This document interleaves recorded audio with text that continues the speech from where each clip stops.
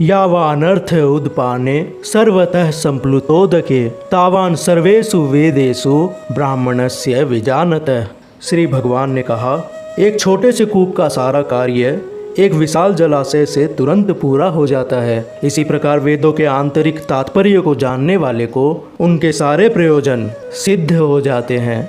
भक्ति वेदांत तात्पर्य वेदों के कर्मकांड विभाग में वर्णित अनुष्ठानों एवं यज्ञों का ध्येय आत्म साक्षात्कार के क्रमिक विकास को प्रोत्साहित करना है और आत्म साक्षात्कार का ध्येय भगवद गीता के 15वें अध्याय में इस प्रकार स्पष्ट किया गया है। वेद अध्ययन का ध्येय जगत के आदि कारण भगवान कृष्ण को जानना है। अतः आत्म साक्षात्कार का अर्थ है कृष्ण को तथा उनके साथ अपने शाश्वत संबंध को समझना। कृष्ण के साथ जीवों के संबंध का भी उल्लेख भगवद गीता के 15वें अध्याय में हुआ है। जीव आत्माएं भगवान के अंश स्वरूप है। अतः प्रत्येक जीव द्वारा कृष्ण भावनामृत को जागृत करना वैदिक ज्ञान की सर्वोच्च पूर्ण अवस्था है। श्रीमद् भागवत में इसकी पुष्टि इस प्रकार हुई है, हे प्रभु, आपके पवित्र नाम का जाप करने वाले भले ही चांडाल जैसे निम्न परिवार में क्यों ना उत्पन्न हुआ हो, किंतु वह आत्म साक्षात्कार के सर्वोच्च पद पर स्थित होता है। ऐसा व्यक्ति अवश्य ही वैदिक अनुष्ठानों के अनुसार सारी तपस्याएं संपन्न किए होता है और अनेक बार तीर्थ स्थानों में स्नान करके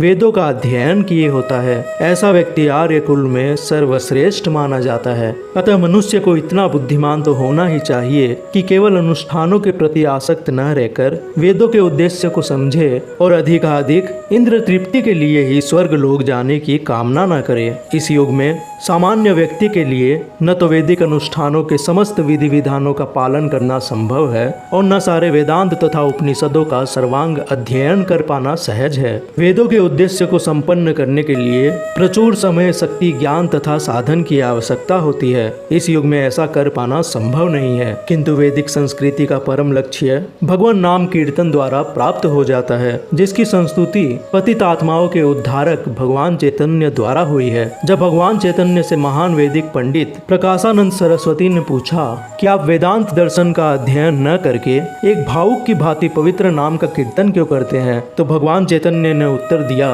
कि मेरे गुरु ने मुझे बड़ा मूर्ख समझकर भगवान कृष्ण के नाम का कीर्तन करने की आज्ञा दी है। मैं ऐसा ही कर रहा हूँ। अतः भगवान चैतन्य ने ऐसा ही किया और वे पागल की भांति भावनोन्मत्त हो गए। इस कलयुग में अधिकांश जनता वेदांत दर्शन समझ पाने के लिए पर्याप्त शिक्षित नहीं है। वेदांत दर्शन के परम उद्देश्य की पूर्ति भगवान के पवित्र नाम का कीर्तन करने से हो जाती है। वेदांत वैदिक ज्ञान की परिकाष्ठा है और वेदांत दर्शन के प्रणेता तथा ज्ञाता भगवान कृष्ण है। सबसे बड़ा वेदांती तो वह महात्मा है जो भगवान के पवित्र नाम का जाप करने में आनंद लेता है। संपूर्ण वैदिक रहस्यवाद का यही चरम उद्देश्य है।